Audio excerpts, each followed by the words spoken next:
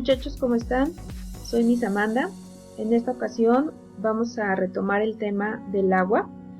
Y recuerden que el agua es una sustancia muy importante para la vida.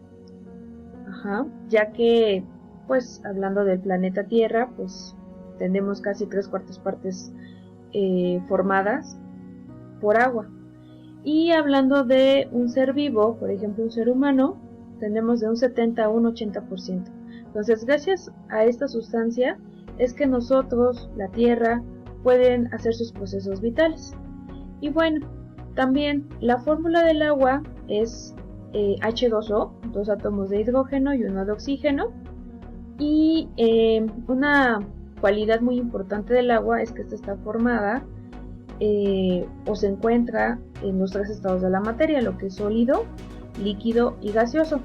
Gracias a estos 3 estados es que también en el planeta Tierra hay vida, porque sabemos bien que en el sistema solar hay otros planetas que tienen agua, pero están totalmente en forma de sólido, o en forma líquida o en forma de gas. Entonces, pues no se puede tener como tal una vida o la que nosotros conocemos como vida si no existe el agua en los 3 estados de la materia. Ahora, también otra cualidad importante es que es un disolvente, un gran disolvente, y gracias a esta cualidad pues es que se puede mezclar fácilmente con otras sustancias, aunque también la podemos encontrar contaminada.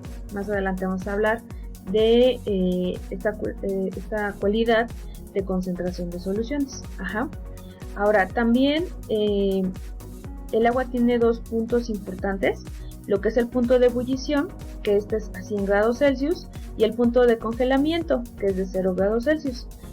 De 0 a 100 hay una gran brecha, y gracias a esto es que pueden suceder varias reacciones químicas, biológicas, entre estas 2 temperaturas.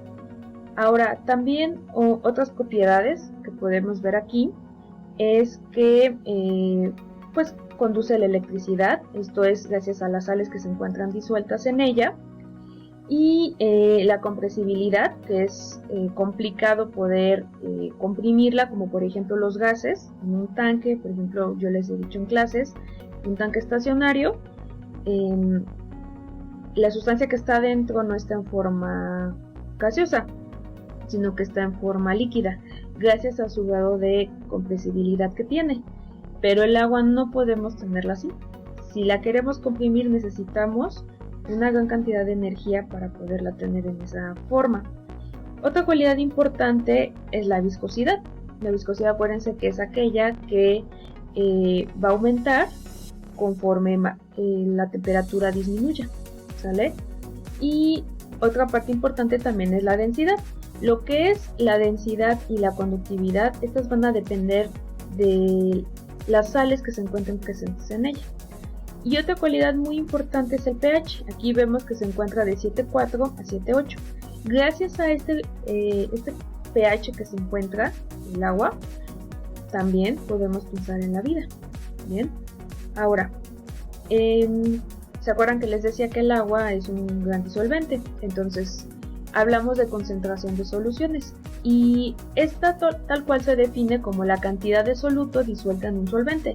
El soluto es la cantidad menor que se encuentra en una solución. Hablemos, por ejemplo, de agua y sal. Si yo quiero mezclar 1 gramo de sal con 100 mililitros de agua, el que está en menor proporción es la sal. Entonces este es un soluto. Y el que está en mayor proporción es el agua, los 100 mililitros de agua.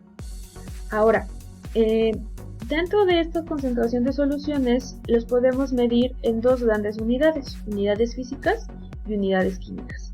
Las unidades físicas, acá les coloqué las fórmulas, que es porcentaje masa-masa, que es el de aquí, porcentaje masa-masa, porcentaje volumen-volumen, que es el de aquí, y porcentaje masa-volumen, que es el de aquí.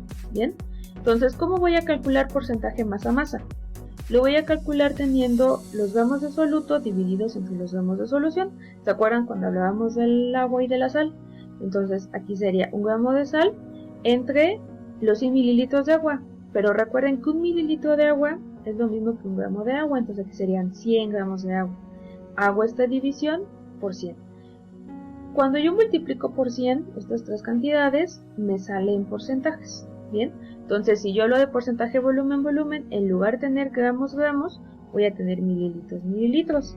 Si yo hablo de porcentaje masa-volumen, voy a hablar de gramos y de mililitros. Bien, ahora, las otras unidades son las unidades químicas, que es molaridad, molalidad y normalidad.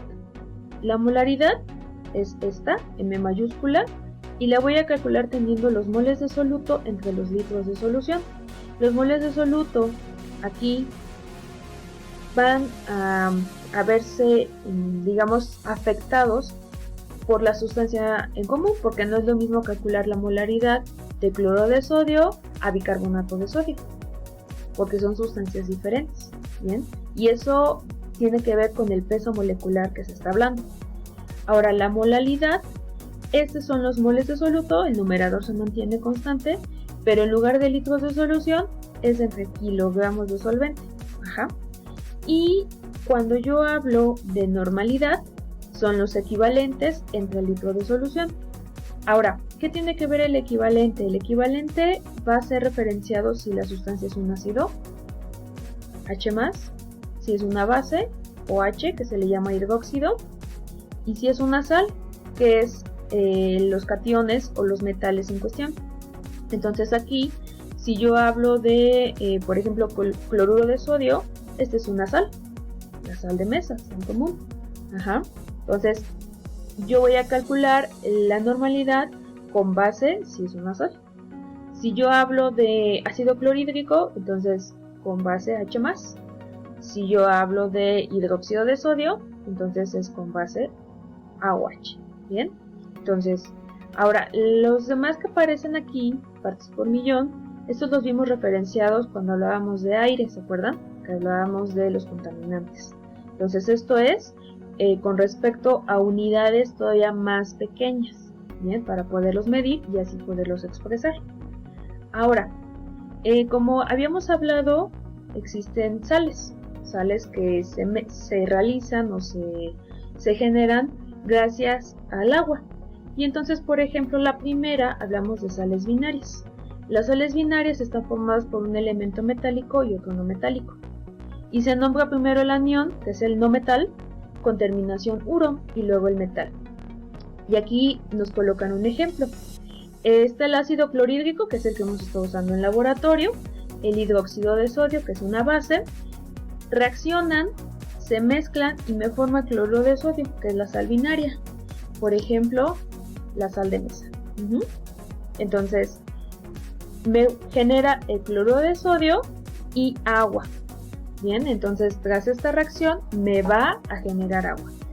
Otro compuesto son los compuestos ternarios, que son las sales ternarias.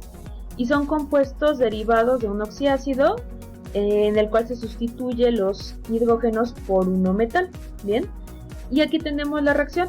Tenemos el oxiácido, este se llama ácido nítrico, reacciona con el hidróxido de sodio y se forma un oxisal u oxosal, nitrato de sodio y agua.